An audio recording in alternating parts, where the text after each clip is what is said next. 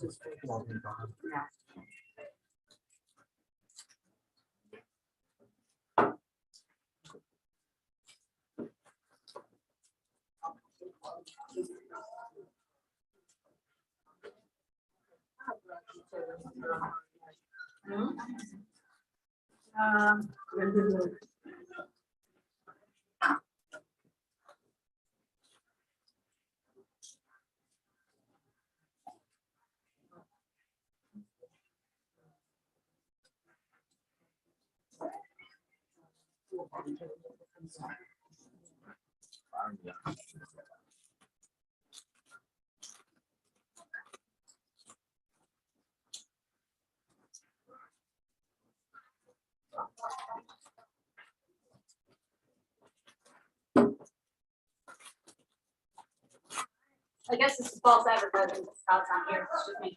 Okay, all right, so what time is it? Okay. DK Rentals has brought us lunch. So please introduce yourself. Well, good And tell morning. us a little bit about your business. So my name is Stephanie Durden. I am the newest member of the DKRentals.com or .net team. Please don't tell Todd I said .com. That would get me fired. We are a residential property management specialist company. Been doing this since 2008, although the owner of the company has actually been an investor himself for over 20 years. And I'll include in, we manage his portfolio, and I have no idea which properties are his because they don't get treated any differently just because he's the owner. It all, so that everybody is handled the same way. We're actually partners now. There's only 6 up there. There's now 8 of us, or 8 Keller Williams partnerships with us. So what's missing are Metro Atlanta and East Cobb are now part of our family. And one of the things that makes us work so well, I think, with especially with Keller Williams, but with real estate agents and brokers in general, is our biggest philosophy, which is we protect our agents more than you would ever imagine. I'm going to get into that in a second, but this is just a summary of what we offer. We get a house ready to be rented. It's amazing that people think that somebody moves out and they just do a brush out clean and it's ready to go. No, it's not. You want somebody with the eye of the tenant that's coming in to walk through it with our checklist and make sure that everything is taken care of. When it's not, we contact that owner and make sure that they get taken care of. Obviously, we lease the house. I mean, that kind of goes without saying. That's a big chunk of what we do. We collect the rent, we manage all the repairs, we do everything through an online portal, so a tenant can put in a request for a repair on an app on their phone. An owner can see exactly what work orders have been submitted. When we've sent things off for quotes, when they can approve the quotes, they can see the photos of the work that's done when it's done, so they have everything they need if they need to file an insurance claim, all handled and all available for them in one spot. Collections, now, well, we don't like to have to use that word because we don't like to have to do it, but when rent doesn't come in, well, then we've got to figure out a way to get it. And we have a crack team of people who can jump right on it and take care and protect our owners who are not in this business to lose money. Obviously, right now is a good time for investors and to rent out their properties. We don't want to make it painful for them. For what we do with agents, especially with Keller Williams, and Yvette is here because we just closed one. I think Alexander put him on the market on day 1. I think day 3 we had an applicant. Day 4 he was a tenant. Yes. So within 3 business days, we had her client's property rented, and it's now under a full management contract. So for $80 a month, her client never has to worry about it. Here's how we protect her. Say 2 years from now, Alexander, the tenant or the owner, decides he wants to sell his property. Well, he's been dealing with us every month for the last 2 years. So of course he calls us and says, I don't think I want to renew my lease. I want to rent, or I want to sell it. What are we gonna say? Let me call a vet for you and get her to call you back. Because we're not gonna take that listing. Even if the vet tells us, I don't want it, we still won't take it. We protect our agent. Our relationship with you is way more important than one property. It has to be, or else we would never get referral business. And I know that that's kind of a big deal in the real estate world, that it's hard to trust property management companies because you think we're gonna take your listings. We can't, and we would not be partners with 8 Keller Williams if we did. If the vet doesn't want a listing, can I give you my card? Yes, absolutely. At that point, I believe we go to the broker. But yeah, we're not gonna take that listing, and I can't imagine a vet saying, I don't want it, but maybe she's already hit the lottery and won her $30 million and she's not working anymore, which would be a good reason to not want it. So to procure a tenant, we charge the customer, the homeowner, 75% of the first month's rent. Most companies charge 100% of the first month's rent. We only charge 75%. The property management fee, once we have that tenant in place, is only $80 a month. Again, most other places use a percentage. So for the higher rent properties, they're paying a lot more in management. When in reality, the higher rent properties are easier to manage. They're usually better taken care of. They have maintenance plans and warranties, things that cover them, and we usually have, how do I want to put it? Low impact tenants to the property management world. So we charge a flat rate. We don't care how high the house is. The one that I'm just listing this week, I'm going out there to take pictures, is gonna go for $6,500 a month. And I'm gonna make the same $80 that I did on the one that we did last week for $1,350. So same thing. For repair management, because our prices are so low, when we do repairs, we do charge a 10% markup. So that's our quality commitment to the customer, to the tenant, but also more importantly to our owner, is that we are going to put the best people out there. We have an army of contractors who do nothing but basically wait for our call. Okay, that's not exactly true. I wish that were the case. But we give them a call, have them put out contracts and bids. Once they put the bids out there, we get them to the owners. The owner picks who they want. The owner cannot pick any of them if they want, pick their own. Their house, their property, their money. We're just there to manage it for them, but not to make decisions for them. So what makes us different? Why can we do it for only $80? A lot of it is our technology. When I got interviewed, I was asked by every single person who interviewed me how I felt about technology. And I said, technology for technology's sake, just to have the newest shiny toy is terrible, because you make decisions based on what software can do and not what you need to have done. But when there is a technologically advanced solution to get something done, you're silly if you don't use it. I started to say stupid, but I wouldn't want to do that. So we use AppFolio, which is leading cutting edge. And that is what gives the owner the portal, gives the tenant an app. We also use something called Tenant Turner, which allows for contactless showings. And it's great because some people work until 11 o'clock at night. They have to get their wife, their husband, the kids have to be at a good spot where they can go look at a property. And it's not always during business hours, Monday through Friday. Tenant Turner allows us to send a code to somebody's phone an hour before their listing or their showing appointment. And they go in, they enter the code, they see the property. When they leave, that code is deactivated and it can't be used again. So that way, especially in the days of COVID, that came in really, really handy, but we decided to keep it afterward because it was just so convenient. Our consistent business processes, that kind of goes without saying. When we've been doing it this way for so many years, we stick with what works, we get rid of what doesn't and replace it. We're always looking for ideas and suggestions specifically from our customers and our partners like you guys. And we take all that feedback in, what can make something better, what can make it easier. But we do everything we can to keep the process the same so that everybody knows what to expect all the time. And if it ain't broke, don't fix it, right? Finally, on this one, we do outsource to call centers, two different call centers. We have one that's answering the phone 24/7 for anybody interested in a property that we have listed. It's a live human being who has access to all the data about that home. So if they call us at 2 o'clock in the morning and want to know about that client's property, all they have to do is call and ask them to get a person on the phone who can then set up the showing for them, the virtual showing. We also have the call center that handles maintenance requests 24/7. I was gonna get up here and do my whole presentation on the top 3 or the top 5 reasons that people shouldn't self-manage. And number 1 was gonna be the 3 o'clock in the morning maintenance request that inevitably comes in, especially when your client or the homeowner is out of state. Always seems to happen. We can take care of that for you. Here's why we work well with Keller Williams. We protect you. We won't ever take that listing. I can't say that enough. We will not take a listing from you. We also pay twice the industry standard of a referral fee. Most people pay 25% of the first month's rent. We're going to give you 50% of that first month's rent. It does go to your broker, but then it's dispersed, however. But we do pay that. We pay it promptly as soon as we get that first month's rent in. We get your broker's W-9 tax ID, and we get that payment made to you. And then we continually communicate the status. And that new, well, I mean, hers happened so fast that we didn't have time to not communicate with her, because by the time we hit the 3rd day, she had a tenant. But that's standard. We keep in touch, we let you know what's going on, and make sure that both you and the client you represented are happy. At this point, we have taken it over now from a vet, and so her client shouldn't be calling her.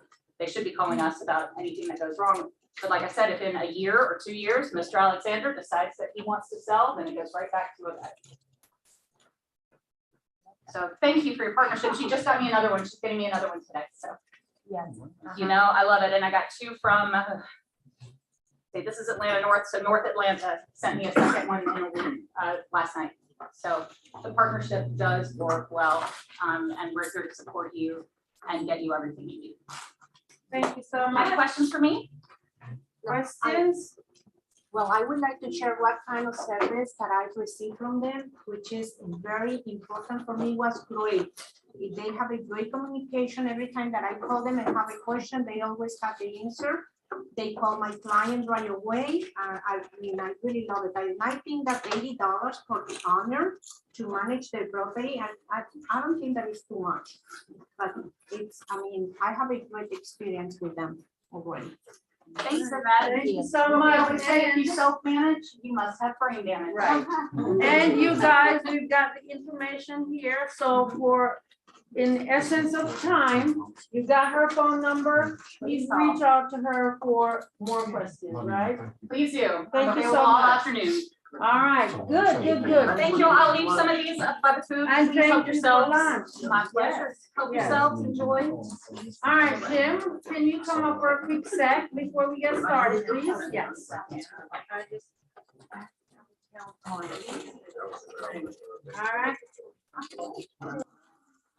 Gonna leave this by the food, you guys. Thank you so much. By the food, yeah. Just grab it.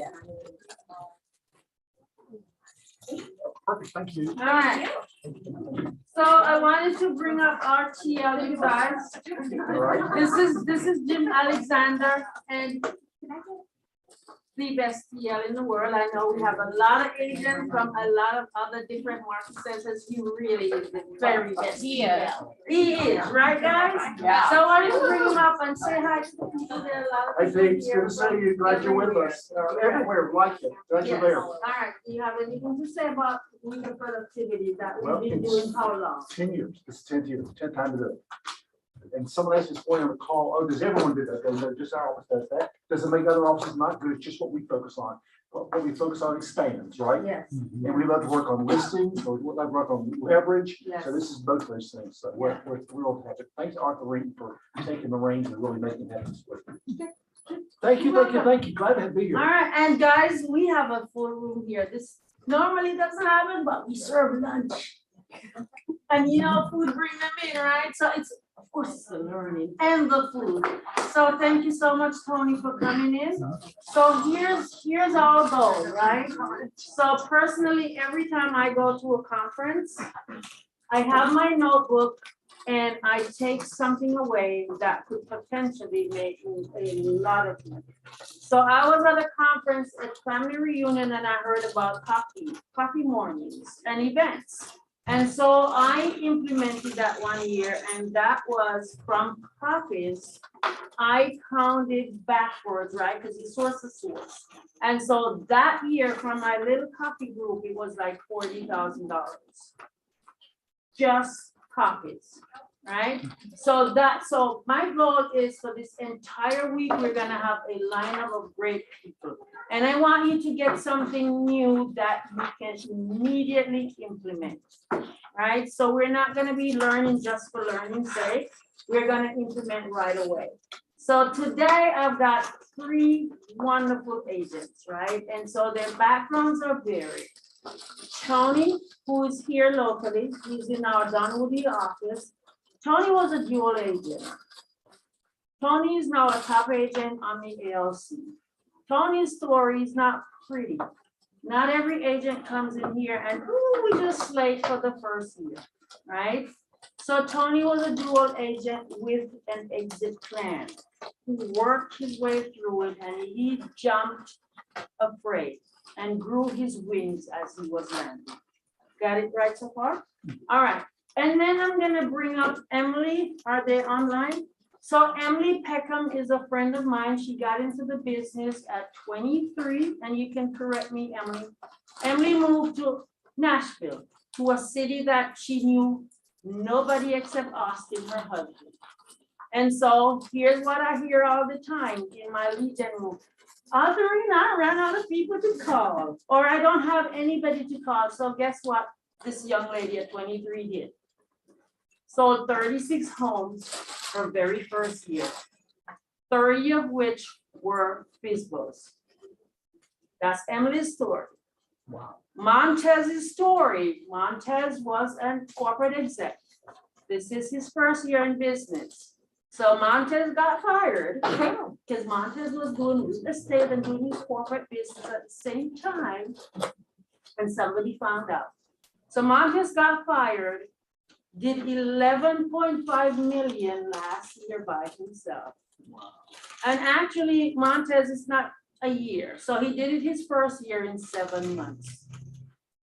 So I was very purposeful in putting different stories together. So when you feel sorry for yourself, you can go, oh, I'm a Tony. Or, oh, I'm an Emily. Or, oh, I'm a Montez. So without further ado, Tony, I just appreciate that you're here. Please take the hot seat. Give it up for Tony. All right, and let's see, is Emily on? Emily's on, Montez. All right, guys, welcome. So the camera is right here, so I can't see you guys. I'm just gonna assume you're here. And the very first question I have for you guys, let me get my little cheat sheet. Right here. And I see a lot of my friends from Pivot Shift, my family, you're here. I can't, anyway, all right. Back to being professional. Guys, I love you, know that I can't wait to see you all next month. All right. So my very first question for you, Emily and Montez, I want you to introduce yourselves to the peeps and let them know who you are. Okay, do you want my history or just kind of, because. Yeah, we'll get into your history Okay, a little bit. history, okay, Yeah. well, I'm Tony Toyts, I'm at the Atlanta perimeter office. I've been here in Atlanta for about a little less than 7 years now, and I'm a single dad who shares 50-50 custody of my child. My daughter is in 2nd grade, and she's my big one. Okay, all right. Emily? Nice to see you all. My name is Emily Peckham. I am originally born and raised in St. Louis, Missouri, and like Autherine said, moved to Nashville. I had graduated college in May of 2018, got married in June of 2018, got my real estate license, or moved to Nashville in July of 2018, and then got my real estate license in August of 2018. So life was changing very, very quickly for me when I got my real estate license.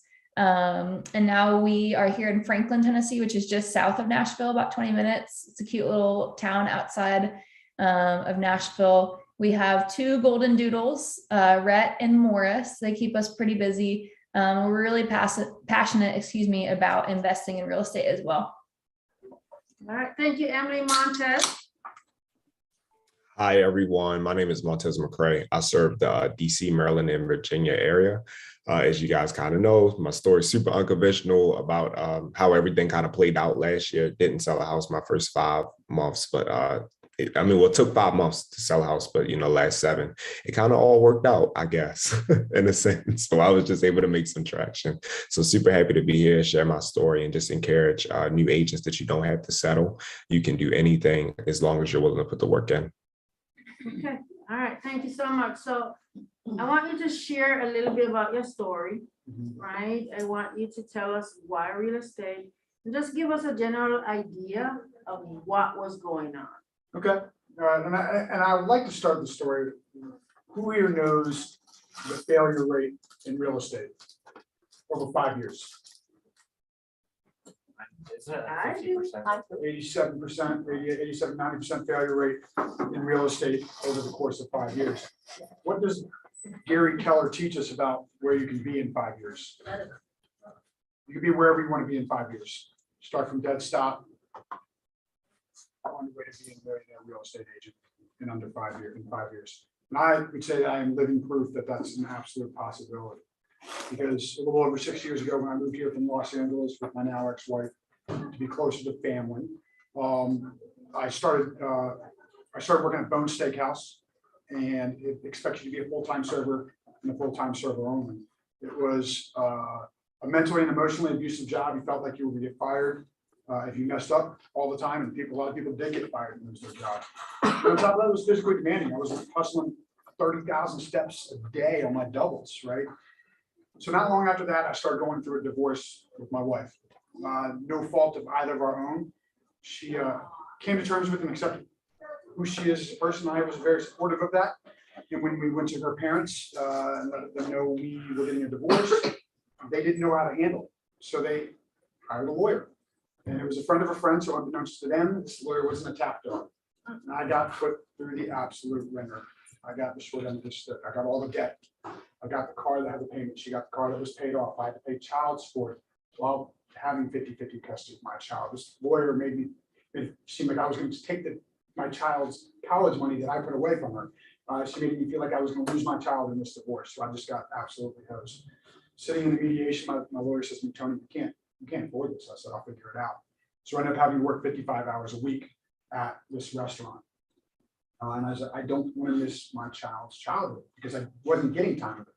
So I said, how can I find a way out? And with my resume, there was no real other way out. I had to have a dual career. And I said, real estate's the way to go. Well, a lot of people said, you might want to come with a different plan, right? And I understand that, 87% failure rate. I'm a depressed, I was depressed, 40 years old, didn't know anybody in Atlanta, working 55 hours a week as a single dad, and I'm trying to start a second business. But I didn't listen to the negative voices, and those included my own. So that's how I got started. And then my first year in real estate, sure, can't keep going. Okay. I didn't know when you went. How you got started. I want to Okay. hear how Emily, we know how you got started. So tell us a little bit more about that. And why you two decided, you know what? I don't know anybody in Nashville, frankly, so I'm just gonna be a realtor with my glorious database. So tell us about that. Yeah, so the reason that I got into real estate, I saw my husband at the time. He was my fiance and he owned his own business in Nashville. He was directing music videos for country artists, which is the reason that I moved to Nashville. He kind of had to be there to do that. And we were long distance from the day that we met until the day that we got married, which was about 2.5 years. We were 8 hours apart from each other. And I looked back on that time and it was really cool to see how, he didn't have to answer to anyone. He could come and visit me. He could spend a week in Springfield, Missouri, which is where I was at the time. I just wanted that flexibility and that freedom. I had always been a really, really hard worker. So I knew that if I set my mind on being successful in real estate, that I was going to be able to accomplish it. And I really loved people. I loved sales. In high school and in elementary school, even I would go to door selling entertainment books and fundraising for soccer and stuff like that. So I liked the freedom that I had in real estate, not to say that I was going to work less hours or anything like that. In fact, I think many of us realize we work more hours than, the average person who works an 8 to 5 job. But I just knew that, I was going to be willing to put in the work, and I wanted to be rewarded for the effort that I was going to put in. And I saw that there was no cap to what I could make if I was willing to put that effort in. My aunt was a realtor in Chicago, and I called her up one day and asked her if she thought I'd be good at real estate, and she said I do. And so I got my real estate license, like about 3 or 4 months after I graduated college. I never got a quote unquote real job. All right, good. So Montez. Yeah, Here. similar to Emily, in the sense of just wanting a job that I didn't have a cap, right? My income wouldn't be limited. And I think that's the biggest thing. It's kind of crazy, right? Because it's like sometimes you can work yourself just so hard just because there is no cap, and you just want to make as much happen as possible. But I think that is one of the really attractive things about this business, not having to answer to a boss, but it's only me. And it works for me because I'm very self-motivated. I'm very big on training, and I'm I'm just big on holding myself accountable, just making sure I'm doing those necessary actions every day. So I'm getting better. I'm honing in on my craft, and I can offer a higher quality service to my client because I'm more knowledgeable. I've done my due diligence on the subject matter. And then again, it all just comes back. Okay, what information can I learn to potentially help my client net more on the sale of their home? Or what information can I have to help a buyer save more per transaction, like help my buyer save more money working with me per transaction? So Montez, you did the typical route that we normally do, right? Graduate college, you get a nice corporate job because mama was very happy. And then you got fired and mom freaked because you said, I'm gonna go get a real estate job and it's commission only. So tell us a little bit about that. Yeah, so it was a tough time just because, my mom, she didn't like the ambiguity of real estate, especially during the time of the pandemic, right? Like, I go from a secure 100,000 or close to 100,000 a year, and that's really unheard of for my family, especially at 21. Right? Like super, super unheard of. I got my dream job because I did graduate with a 3.7 GPA. So I was at the top of my class. So I could I did that strategically so I would be afforded those different opportunities. And it's like, I got everything that I worked for. And, to get fired, she was like, what in the world? Because, that's a lot. It's a good deal of money for a 21-year-old coming right out of college. Most 21-year-olds don't have that opportunity. So yeah, she was very she was just like, yeah, she was confused. she was confused. She was upset. She was like, what in the world? And then it made it worse because I had just bought her like a pocketbook, like $1,000 little Louis Vuitton bag for her birthday. And she was like, I can get used to this. And then when I got fired, she was probably like, no more pocketbooks. So she was probably angry. So she was like, yeah, you better go get another job. But I was like, I'm gonna figure it out. I'm gonna figure it out. But it was a tough 5 months of me figuring it out because, as you know, in real estate, you only eat what you kill. And I didn't kill anything for 5 months. So it was like it was like 1 month, 0, next month, 0. Like I put up zeros for 5 months, but it worked out because that 6 months sold 1 house, that 7th month sold 5 houses. And then from so on, I think I was doing 3 or 4 or 5, like, how it is in real estate, it goes up and down. But this birthday, she got another Louis Vuitton bag, and which was more expensive than the last one. So she was very happy, and she was not telling me to go back to any job. She was very happy. Yeah. Oh, So yeah. stay right there because I'm gonna ask all 3 of you what your first year looked like. So last year was your first year. So you can tell us in units or you can tell us in volume or GCI. So how did you do after last year? How did you do last year? Who we starting with? You, Montez. My GCI. Yeah. 290. First year, after having not sold anything for 5 months. You hear that? 290,000 21 years old? 22 now. 22, excuse me, 22 years old, all right? All right, so Emily, first year, and, What was his average sales price? Just for fun? oh, for fun, Jim wants to know what your average sales price was. So really a great question, right? It varies because I worked in the Maryland. 80% of my business was in Maryland last year, and then the other 20% was DC. I say that because my first time home buyer in Maryland could have bought at 300 or 250, but I had a first time home buyer who was a doctor in DC and she bought at 700. So super subjective. Okay, all right, so anywhere between 250 and 700 is his price point, depending on where he bought, so. All right, Emily, your very first year in business.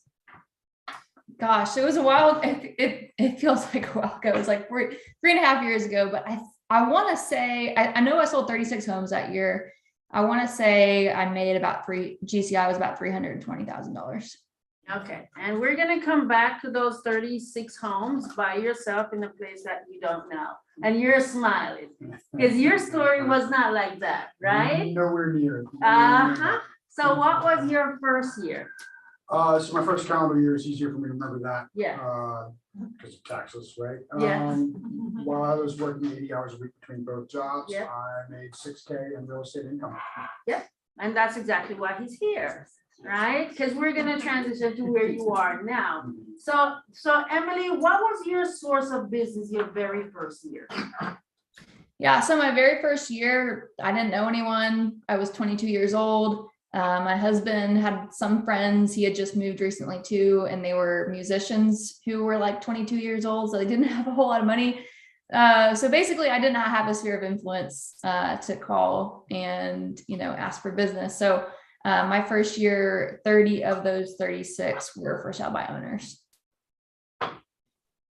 Okay, all right, so let's stay there a little bit. Your source of business was for sale by owners. So you're 22 years old and you decided for sale by owners because for one, you didn't have a database. Your friends were 22-year-old. So now you gotta go find something with some people with some money, right? Yeah. And so if you tell the story, how did you land on for sale by owners?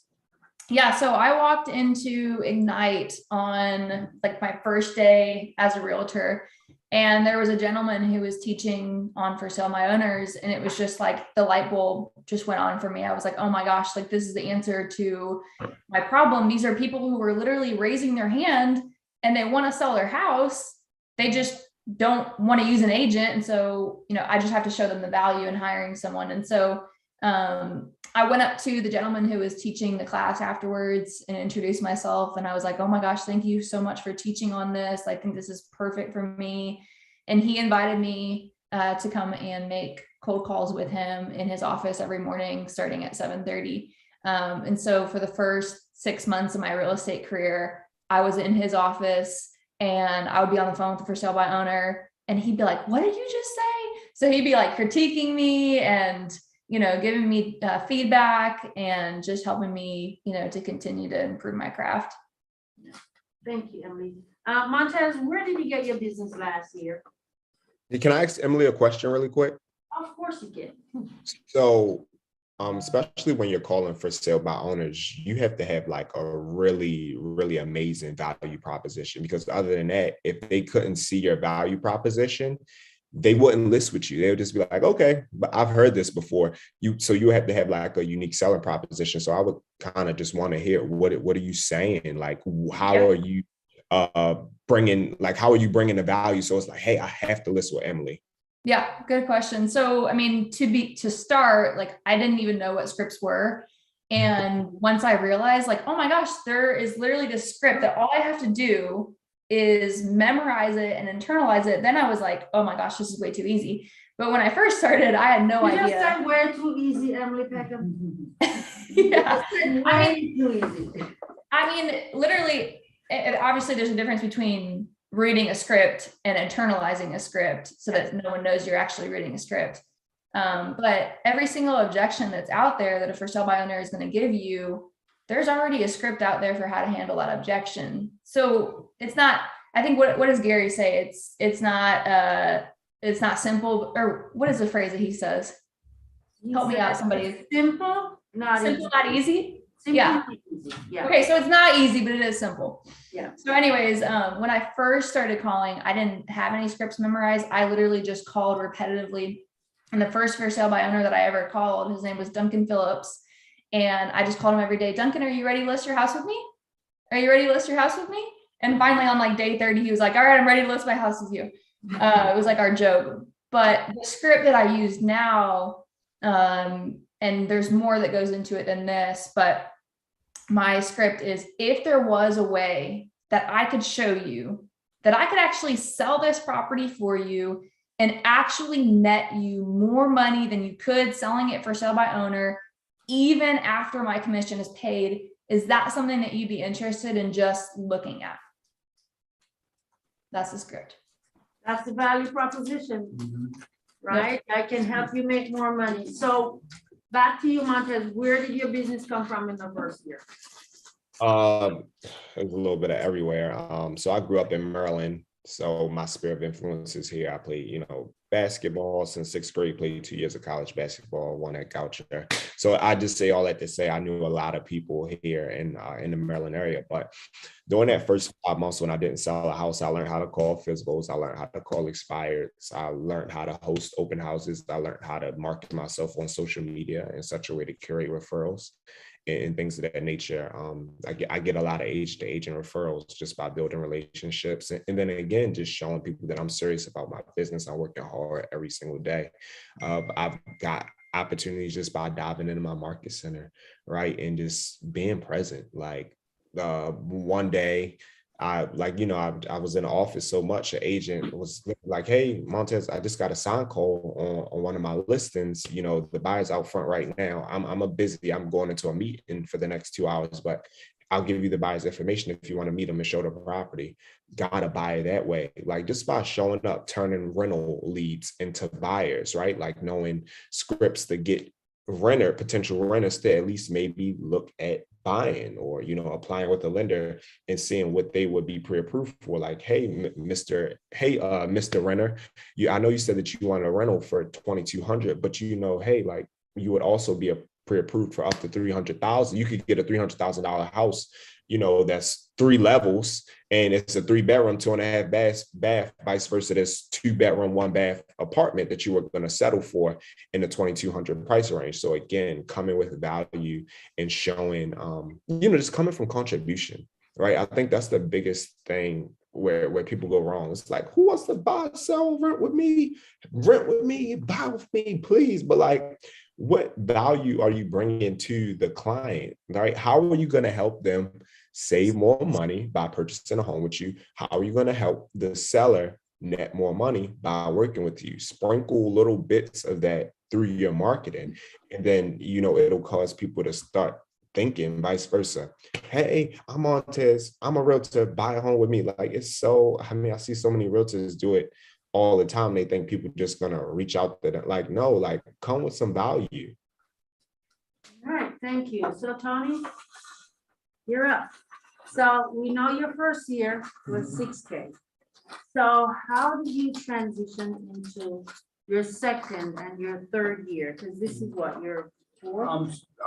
Be 4 years in will be April 18, 19, something like that. Yeah, so I'm at the end of my third year. So what are you doing now that got you to the ALC? So yeah, what I did was, because I knew nobody, I did everything I could to build my database.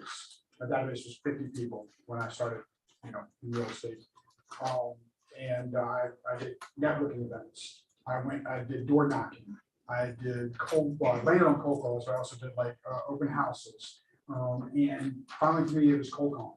So I can talk to the most people possible and reach out and say, can I help you with your home? I don't want to sell my home. Can I stay in touch about your home? You need some help. What do you mean help? You need help finding contractors, painters, owners. We talk about coming from a place of contribution just now, right? And people are like, wow, I like that. Yes, you can stay in touch. I went from one of those phone calls. We don't want to sell our home. You can't stay in touch I can help with contractors. That's how it should be done. Actually, we need to sell our home because we can't afford it, just from coming up from that price of calculation.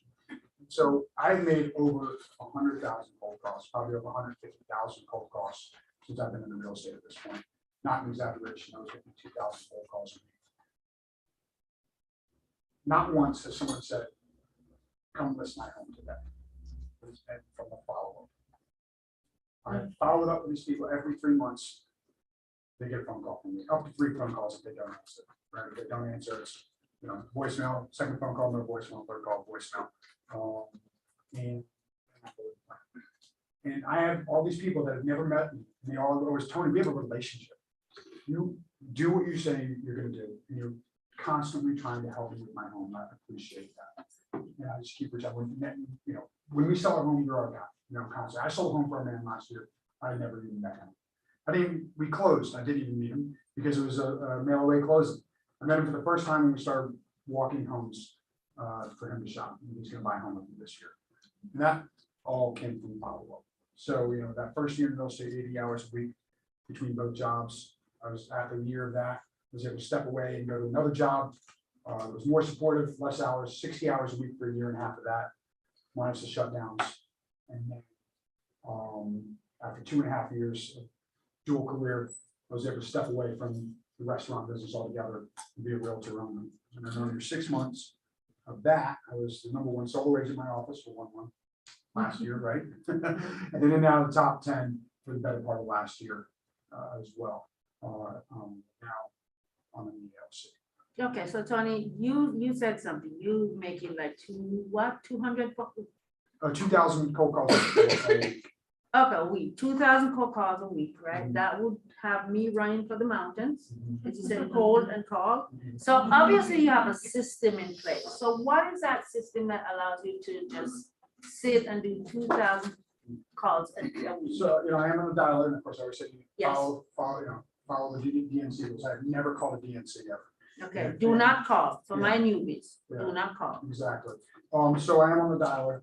I essentially, I cross-reference this Red X, right? I can look at a map and I say, I go to the MLS and say, I want to look at homes that are 300,000 to 700,000. I cold call $1 million homes, but the response rate from $1 million homeowners is much lower. I promise you that, right? So pretty much the best, for me, the best market was the $300,000 to $700,000 market for cold calling. I don't want to go too low because that's just not a market I'm interested in working. And so once I cold call these people, I only call them once a year. I have almost 200,000 contacts in my, or leads, I'm sorry, in my database. So I call them once a year. If they say no, don't answer. I don't care. I keep moving. I don't want to harass people, right? And so after asking if I can stay in touch, perfect. If I can stay in touch, then they actually stay in Red X on the dialer. Because for that system, what I do is now they stay in the system where there's a folder every week 1, week 2, week 3 of the month, where I'm like, okay, but for instance, this week there's started with 120 people in that, and I will call them on a single line dialer. That way I call one person at a time. It's quick, you know, instead of having to look up John Smith, call John Smith, and I look up Jane Smith, gotta call Jane. This is so much faster because I call somebody, I get them on the phone, I leave notes, right? Perfect. I move on, I write their name down, and I move them forward 3 months. If somebody ever says they want to sell a home, buy a home in the next 2 years, at that point, to me, that becomes a hot lead. I move them over to my main CRM, which is Chime. Essentially, it's just like Command. I just had it before Command came out. I had about 600 or so contacts in my database. And I wasn't trying to move all their custom smart plans and notes. Every time I get somebody on the phone, I take notes. If somebody says, hey, I'm selling my home when my daughter graduates from high school. She's a sophomore this year. Sophomore this year is 2022.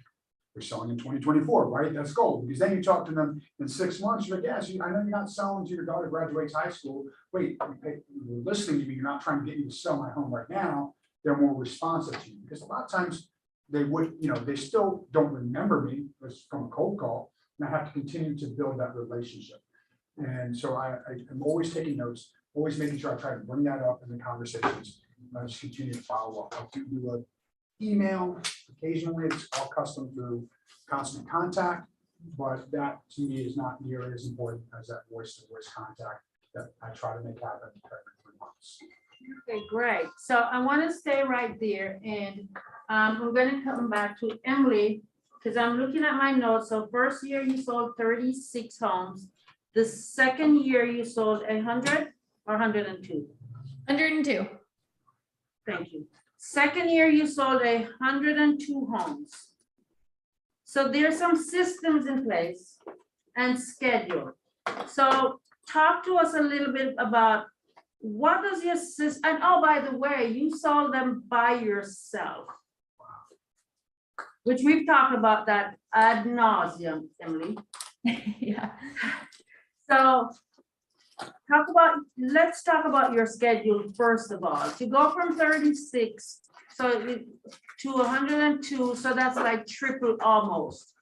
Guys understand? Now she's 24 years old and she's tripled her business in year 2. So we're really, really curious about what your schedule looks like, what your habits look like, what's going on in your life about this time. And Emily, you can be vulnerable right here, because I think people think that, okay, everything's fluffy unicorns, and it was not.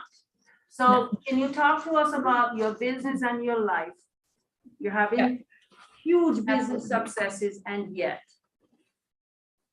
Yeah, so year 2, I love what Montez was saying about just, all the different opportunities that there were, just because he was trying to come from contribution, he was putting himself in the position, by being in his market center where he just picked up business that way. So I think year 2, a lot of it was work and effort that I had put in year 1. A lot of it was people that I had door knocked year 1. I did bold 100s multiple times in year 1, where I would literally go to Home Depot and Lowe's and I would have conversations with 100 people at Home Depot, because I figured that if people were fixing up their house, maybe they were fixing it up to sell. So I did that. I door knocked, I cold called at least 3 hours per day. I did, on top of working with for sale by owners, I did a lot of circle prospecting. And I put those people in my database, and like Tony was saying, I would contact them every 3 months until they were ready to sell. So a lot of that was effort that I put in year 1 that was finally coming to fruition in year 2. I was also really, really big on social media. But like Montez was saying, I wasn't like, hey, come list your house with me, I'm a realtor, not just stuff like that. I was just telling stories of, things that happened to me, stories of my relentless pursuit of for sale by owners, and how, I would follow up with one for 1.5 years and they'd finally list their home with me. Or, maybe I would call someone 10 times in a row every single week, a for sale by owner that I could never get into contact with, and they just pick up the phone one day and ask me to come list their house. So I was really, really transparent about my journey in real estate, both my wins and my losses. And so I would have all kinds of people that would just reach out to me on social media and say, hey, look, I follow you and I am about ready to buy a house, and I hear your stories. I hear the success that you've had and how hard a worker you are, and I want you to represent me when it comes to buying a home. So a lot of it was that. I still continue to call for sale by owners. I'd lead gen in year 2 still for about 3 hours every single day. And I really worked on being able to maintain those relationships with, the clients that had trusted me in year 1. And so that led to a lot of repeat business and a lot of referral business as well. I struggled with leverage and systems. I have a really hard time slowing down and putting the systems in place in order to speed up. And I started hiring for my I had a transaction coordinator. After about 10 contracts, I hired a contract to close. So I would never even know how to do TC if I tried to do it now. But I waited to hire a full-time admin until 6 months into year 2. And at that point, I already closed 50 units that year. And it was way, way too late for me to have hired someone. And I also hired someone who didn't have experience, who I knew wanted to get her real estate license. And so, as you can probably guess, that did not work out very well. I think I had really high expectations for someone who didn't have experience to come in and keep up with me at the pace that I was running. And so that lasted for about 2 or 3 months. And so basically I had an inexperienced assistant for about 3 months out of year 2, and sold 102 homes. And so I was miserable. I mean, just absolutely burnt out, wanted nothing to do with real estate, and just really was unhappy, anxious, depressed, made a whole lot of money, invested in, real estate that year. We bought, I think our first 2 rental properties that year, maybe even 3. And so my husband and I were just running on fumes, and just really struggled with trying to, I found a lot of my identity in my success as a real estate agent. And it's still something that I struggle with, to be 100% transparent. So, it was a good year as far as the numbers, but there was also a lot that I struggled with that year. Thank you for that. Montez, this is going into your 2nd year. How are you doing? And what systems do you have in place? What does your schedule look like? Yeah. So I had one virtual assistant. I like the ideology behind having a virtual assistant, especially as my main. She's like my client concierge. Well, she does everything, but she's reaching out to client when my clients want to schedule a showing, like they're texting the both of us, and then she'll text the one of 2 of my showing assistants that that primarily do a lot of work with me. So I'm just finding like different ways to help leverage myself, because it's a lot. Like, I have 13 pre-approved buyers right now. I have about 8 people under contract, and then I still have like 6 listings coming up. So trying to prep listings, and then I honestly, Gary said leads, listing, and leverage, listings and leverage. So I really want to shift more to like, the listing side, because I feel like, I'll be able to have more control of my life, because, with buyers, especially in this market, it's absolutely nuts. Sometimes you could be showing them like 20, you can be showing them 20 houses, like, and it really just depends. But I just say all that to say I'm putting the systems in place. So I will continue to like, real estate, because as Emily said, it can get so stressful, and it's like, I don't want nothing to do with this real estate stuff. Oh my God, somebody's calling me to buy a house. Can you believe it? Like, no, and it can just be very overwhelming sometimes. So yeah, I'm super, super big on leverage. I'm putting systems in place right now. So my next assistant will probably be a buyer's assistant, and I'll probably give them a percentage of my transaction for helping with buyers. Mostly they'll do, everything after the buyer consultation. They'll pretty much be doing it in terms of like showing, sending them properties, keeping that person engaged. And I want to pay them a percentage of the transaction, because I want them to be just as engaged as I am. When you pay like 35 per showing, they're not going to be as invested, so you definitely want to pay them.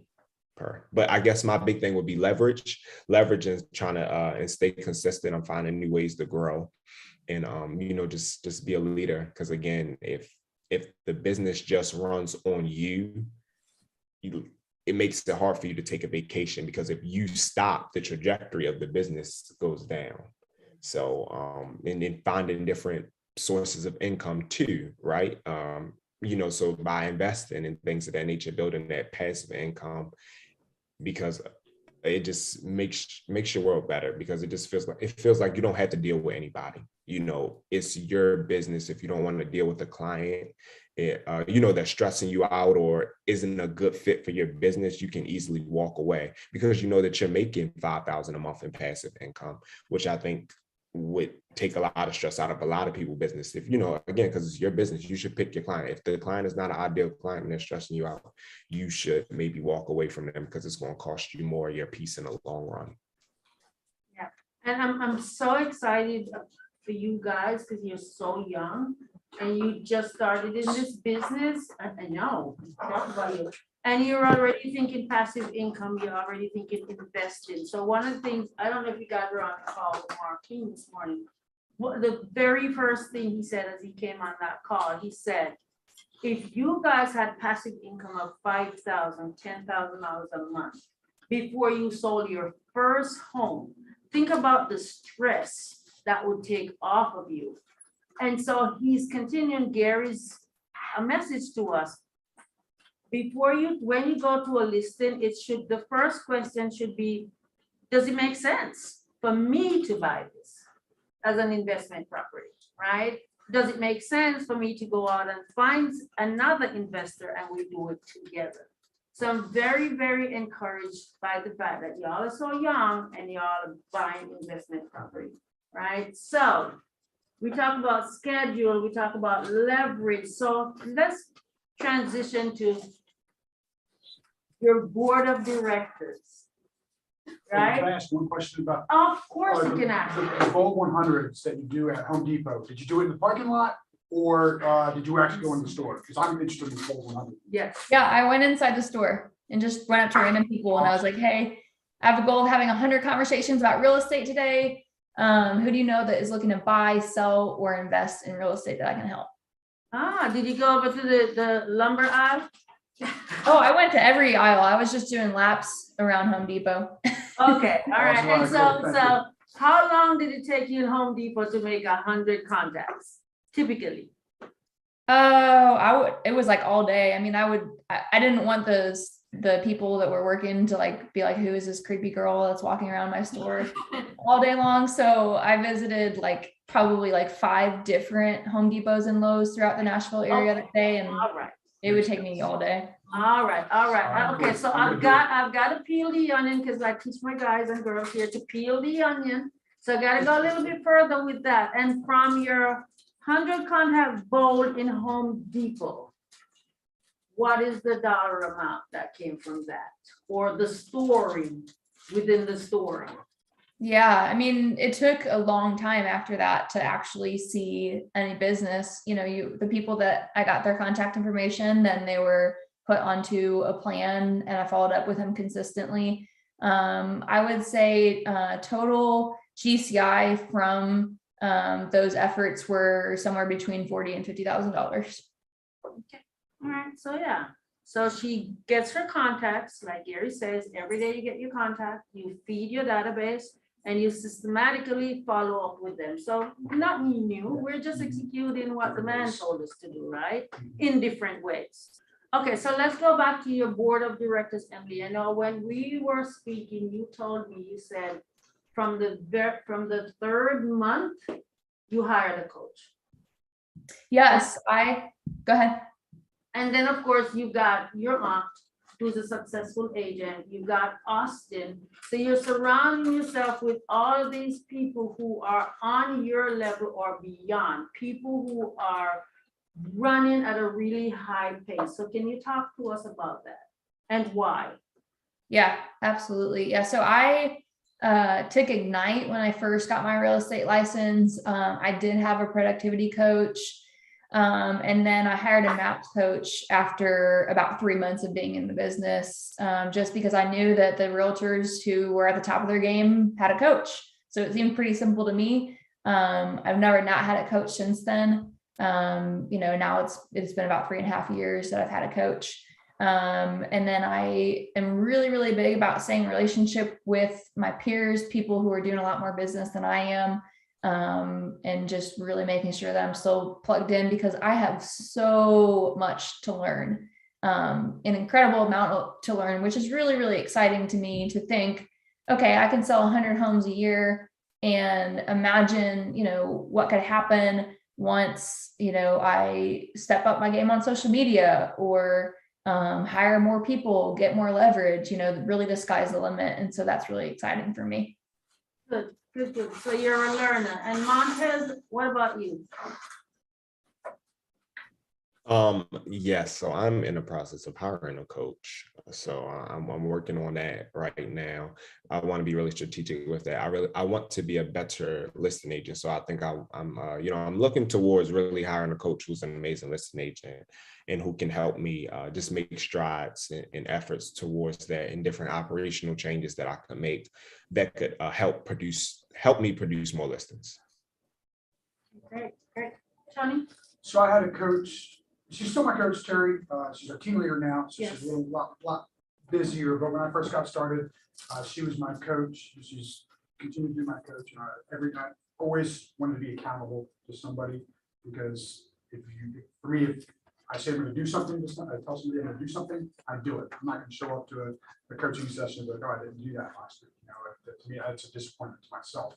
I don't necessarily personally need to meet with her too often or check with her too often, because I am highly motivated. I create all my own, task lists, and I get it done, So, but for most people, I think coaching is absolutely, having somebody that holds you accountable is incredibly important, because most people are not motivated enough to get it done.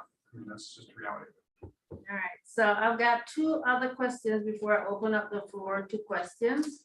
So one of the questions I asked Mark King this morning was, who did he have to become president of our company? And who is he becoming now? So who are you becoming? Where I'm coming. I would say my goal is, my big why now is on the table, on my wall. So it's to be a better father, and the #1 realtor in my office and out of work. I want to be a better person every day.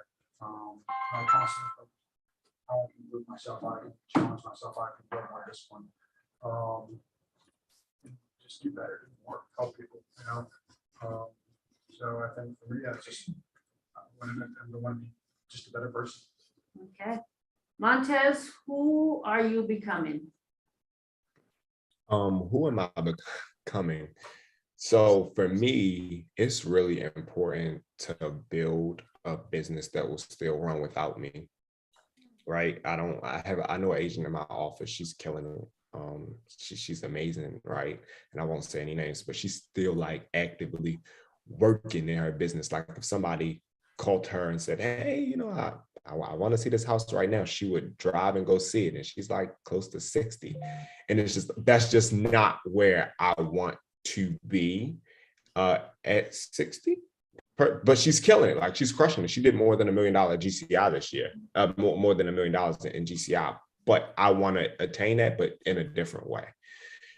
So I think for me, I need to continue to develop as a leader, because it's kind of obvious that I will want a team. I do want leverage. I do want to help other people win, right? Because you only can go so far by yourself. I do know solo agents who did solo agent who did more than 1.4 million in volume this year. Well, GCI this year. And it's just him, like no admin. It's really weird. But I just say that to say there's a lot of money in that route, but I just don't want that to be me. I want to impact other people's lives. I want to share what I know. I want to build a business that can run with me being on vacation for 2 months and maybe only having to take 5 phone calls.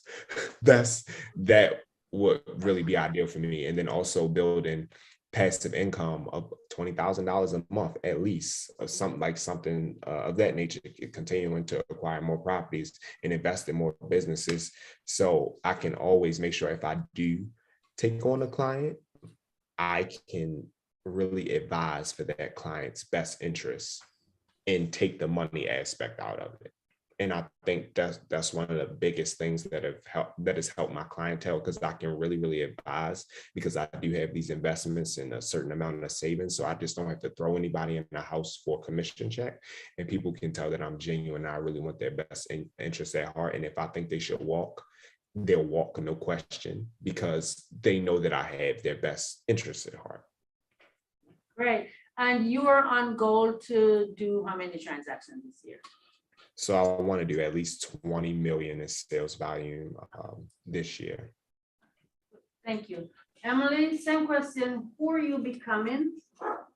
Yeah, I am becoming someone who places their identity in who God created me to be, and not in my success as a real estate agent. Something that I've really, really struggled with.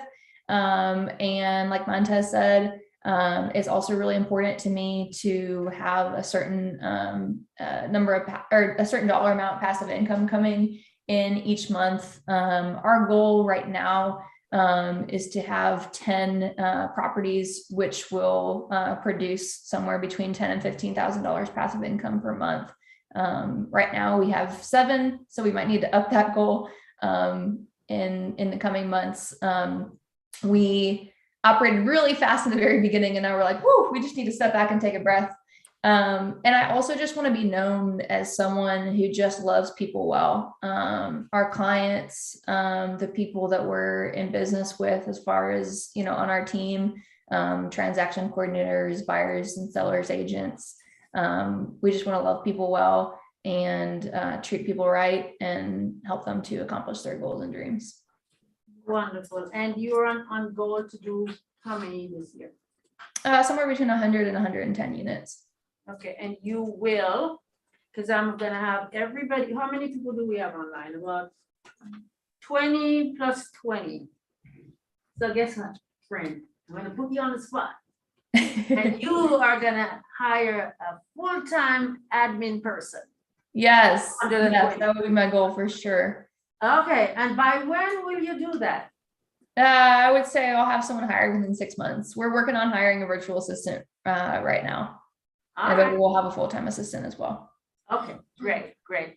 Okay, so that was my official last question. Advice.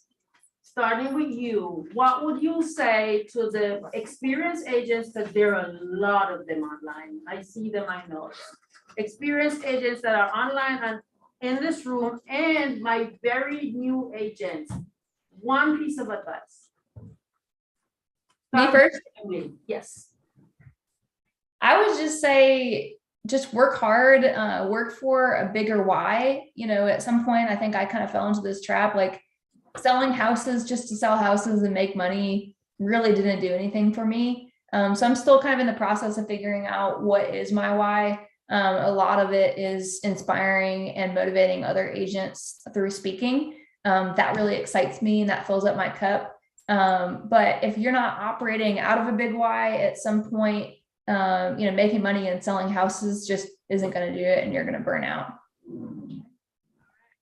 Tony, advice, one piece? I would say for newer agents, focus on where you're at in your career. You know, don't look at Facebook and see all these friends you got on Facebook getting closings and like, what am I doing wrong? You're not doing anything wrong, right? You got to build your business. Focus on that, build a business, build your contacts, your database, follow up. You know, if you want to build your business and more experience, I would just say, what can you, is there something you can change? And again, I think it's a numbers game to me. The more people we feed to our database, the more people we talk to, the higher percentage chance we have of, you know, getting deals, especially right now, right? There's so many less listings, you know, well, actually, there's not a lot less listings, there's a lot less inventory because it sells so much faster.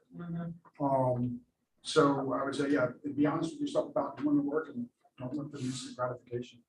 Okay, and Montez, one piece of advice? Just to believe in yourself relentlessly.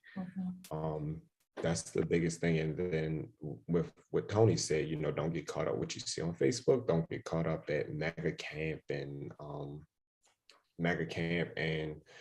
family reunion, and you see all these agents who, you know, who are killing it, and you're like, oh my God, I have to you know, have $1 million GCI. And no, because like that's me. I'm literally an overachiever. I was probably like having a moment last Thursday. I'm like, I've only sold 3 million this year so far. I'm a failure. And I'm like, and I called my team leader, and she was like, well, Montez, last January, how much did you sell? I said 0. And she said, well, you're obviously doing better than what you were doing last year. So it's like, you know, for me, I just say, don't beat yourself up. And then I'm like, well, what if I don't do 12 million next year, at least 12 million, I'm gonna be a failure. And I'm like, well, I thought about it. I'm like, well, that was close to 300,000 in GCI, and I don't live a pretty bad life now. So I'm like, I guess I would be okay, worst come worst. So I just say all that to say, don't fall into the hype sometimes. Pat yourself on the back. I'm a very goal-oriented person. I'm always like, what's next? So I'm never really taking the time like to smell the roses of where I'm at. And I've had a couple friends tell me that lately. I'm like very forward thinking. But I would just say, like, pat yourself on the back, you know, appreciate what you're doing, appreciate the business that you do have also, but still also work hard for where you want to go. But, you know, don't beat yourself up sometimes when things happen. Because I have a couple, like I lost out on 4 deals in a row where I submitted offers for my clients. And I'm like, and I'm not a bad buyer's agent, right? Like I pestered the listing agents trying to get these offers accepted. And I just couldn't, like, I just felt like I couldn't get a deal. It was like, it was just always something. And then like the next day, like within 3 days, I got 3 accepted in a row. And then, but guess what? That next Monday, it's like 2 deals are on the cusp of like falling through. I'm trying to save them like with everything that I got, but that's real estate. And the point that I'm just getting at is just, appreciate where you are sometimes and appreciate what you have, and, just keep working hard, but just don't beat yourself up too much, because I'm a big proponent of that. Thank you guys so very much. And I'd like to open the floor, and the TV land, I'd like to open it up for questions. And we're gonna turn the lights back on, so you guys don't fall asleep. All right, so anybody online, and Kimberly's monitoring the chat, or you can just say, hey, don't even put your hand up, just say, hey, I'm Marjorie and I have a question, right? And we take it. If you have questions here. So I'm just curious, of the 3, just how many hours a day, just call it 5-day work, do you lead generate? How many hours a day? I'm lead generating at least 3 hours a day. I mean, it's between follow-ups and follow-up calls, 3 hours. I mean, there are days I'll be on the phone 8 hours a day. This is your one job, Yeah. right? Yeah. It's your one thing. Yeah, exactly. Right? If I don't have something going on, I'm actively lead generating. And Yeah. this, when you talk about people say, I don't have anybody else to call. You know what you can do? You can get on the phone, you can go to command, and you can start looking up agents in other cities, start building those referral networks, right? There's always somebody that you can call to help build your business and build your future business. Same question, Rusty had a question for you guys. So Emily and Montez, how many hours per day are you lead generating?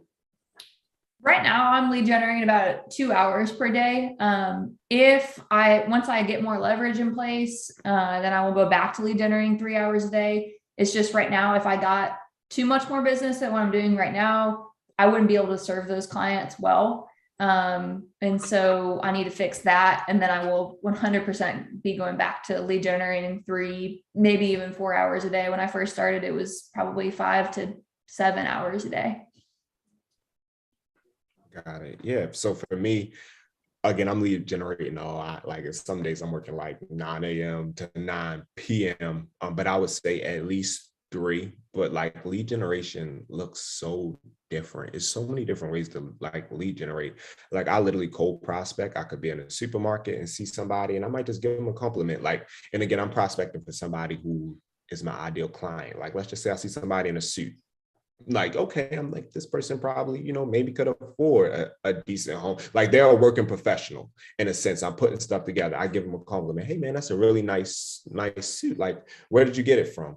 And now we're talking, okay, at the end of the conversation, hey, I really like to stay in contact with good people. My name is Montez McCray. I'm a luxury realtor, serve the DC, Maryland, Virginia area. If you ever if you're getting anything done pertaining to home improvement, let me know. I have a Rolodex of contractors that I can potentially have that can, add value to your experience that are time tested, blah, blah, blah, something like that, adding people to my database. And, I literally just got a buyer pre-approved up to 500,000 doing that. And so he got pre-approved and now I meet with him in very soon, before the end of the week. So lead generation looks so different. Social media, lead generating on social media, also calling some expireds. I really mix it up, but I do everything. I lead generate everywhere. Like it's so many different ways. And then I'll tell you this one story also. One time, one of my clients who bought a house with me, she invited me out. She is like a managing partner at Deloitte, right? And so she invited me with 5 of her other good work friends. So a perfect time for me to network with them and just get some other some other high level executives in my business. So we had a great time. I snuck off to the bathroom. And I'm like, I looked at the bar menu and I just ordered 2 bottles of champagne. They were only $40, right? So I go sit back down and then mysteriously 2 bottles of champagne come out. And I'm just like, hey, Raven, just wanted to let you know, you are a pleasure to work with. Thank you so much for trusting me with your real estate needs. So just wanted you to enjoy this champagne on me, right? So $100, but now everybody's like, oh my God, what does he do? I want to buy a house from him because and it's just crazy. And so they all took my cards and I'm in contact with them now, right? And even if they didn't buy a house from me, just imagine how my client felt. Just imagine how the client who bought a home felt. She will never forget that. So she'll probably be one of my Raven fans for life. So just different unconventional ways to you can lead generate in so many different ways. The best realtors are lead generating machines. It's literally, I can tell you some stories, but I'll just leave it there. Don't be shy, ask the questions. Magda? So when I first started in real estate, it was always the fear of how do I not look and sound like a newbie? So how did you overcome being the new agent and really putting yourself out there where people could trust you? What did you do? I mean, for me, it was just educating myself, and just learning as much as I could. I took as many CEs as I possibly could right at the beginning. I was always on the MLS, looking stuff up when I was driving around. I didn't listen to the radio. I put on podcasts. I listened to Ricky Caruth, Tom Ferry, anything I could about real estate. So that way, because I was in the car 10 hours a week between driving my daughter to and from school and driving to work. So it was it's 10 hours of education right there. So that for me is just, and then I never said I was a new agent. Somebody asked, I told them the truth.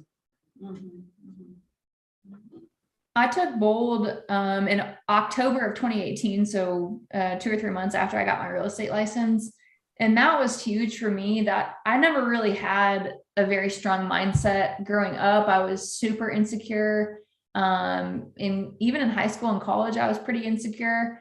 And so I think Bold really helped me to establish a mindset that I was unstoppable. I really focused on gratitude and affirmations. And then I think that memorizing my scripts really, really helped me to develop that confidence, because I knew that whatever objection someone had to working with me, then, I had something that I could say, probably 2 or 3 things that I could say, 2 or 3 scripts for if you wanted me to cut my commission, or if you wanted to interview more than one agent, I had a script for that. And so that gave me the confidence to walk into this appointment and say, this listing is mine if I want it.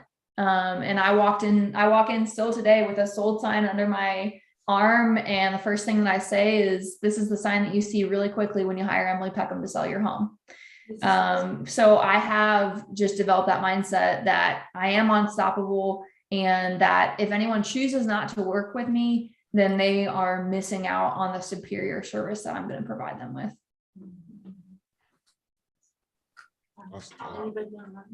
Yeah, so for me, it's a lot, right?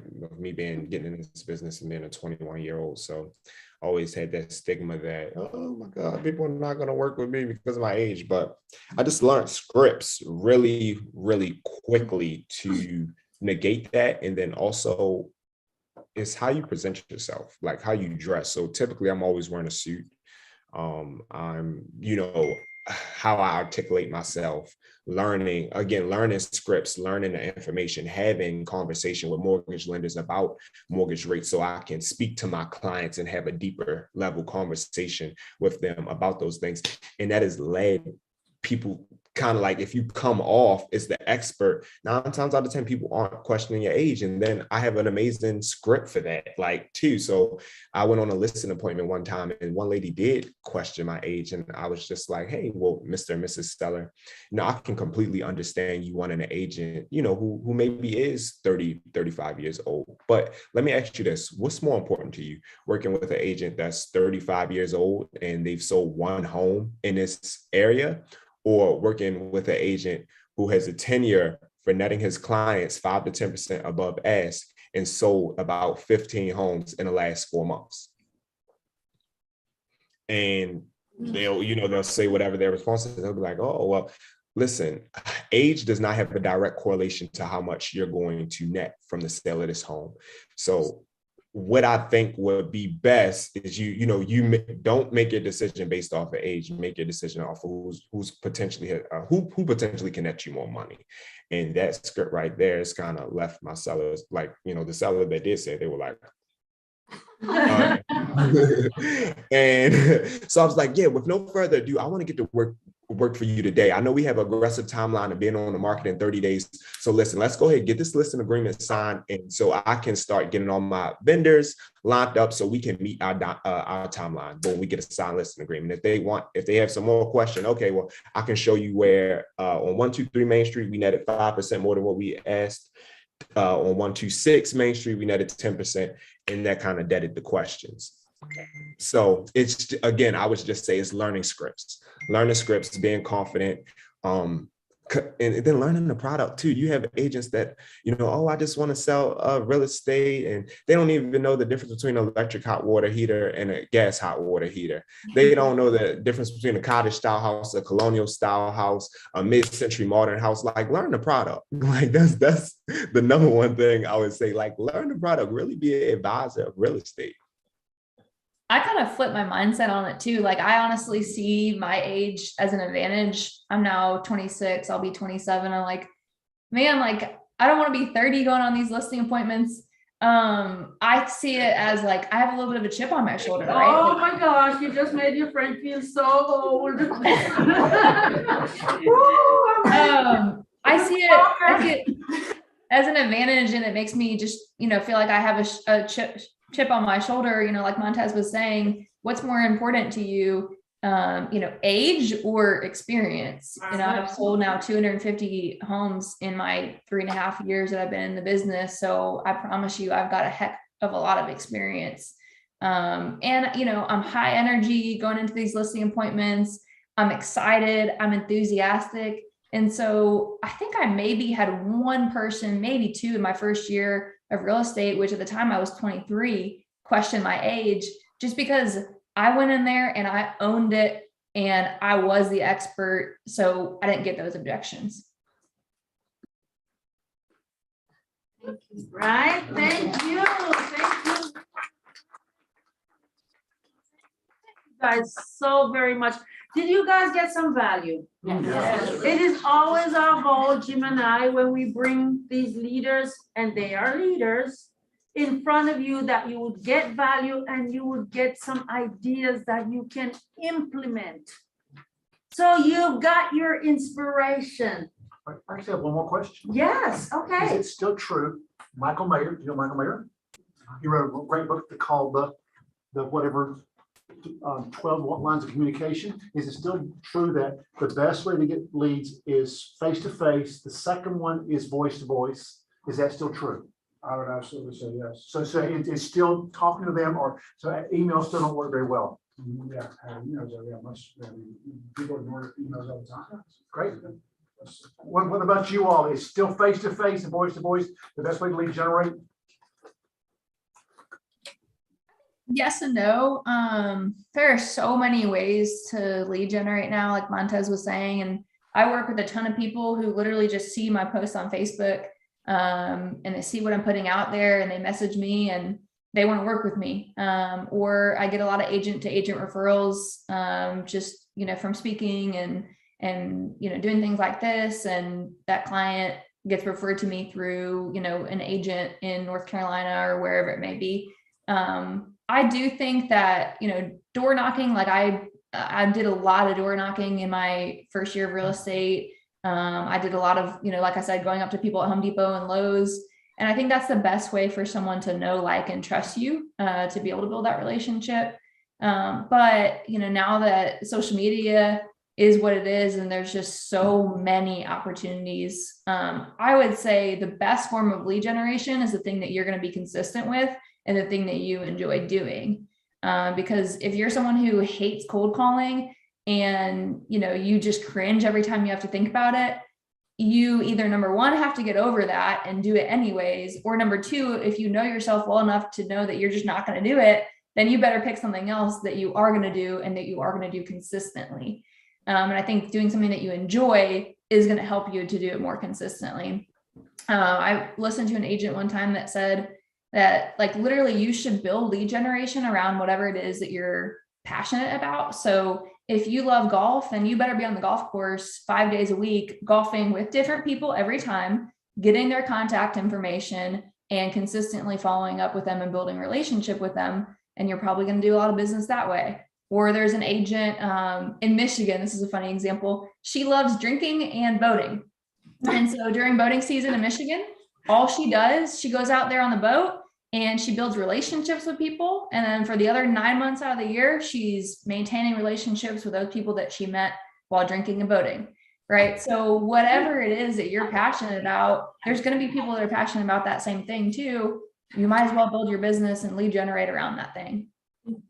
Yes. Wonderful. Wonderful. Thank you guys so very much. She's in Franklin, Tennessee, and Montez, you're in the Maryland, DC area. Yes, and we are here. Tony and I, we are here. Tony's in my group. Tony is over in Dunwoody and I'm over in Marietta, Georgia. All right. Thank you guys so much. I love you guys. I appreciate all you do for our company. I love the culture that this company brings and I love that you're a part of it. And thank you guys for coming in. Oh, Carolyn, you had a question. So Emily, can you get with Carolyn and tell her what you bring to, yes, thank you, because we're running out of time. Thank you guys so much. Thank you.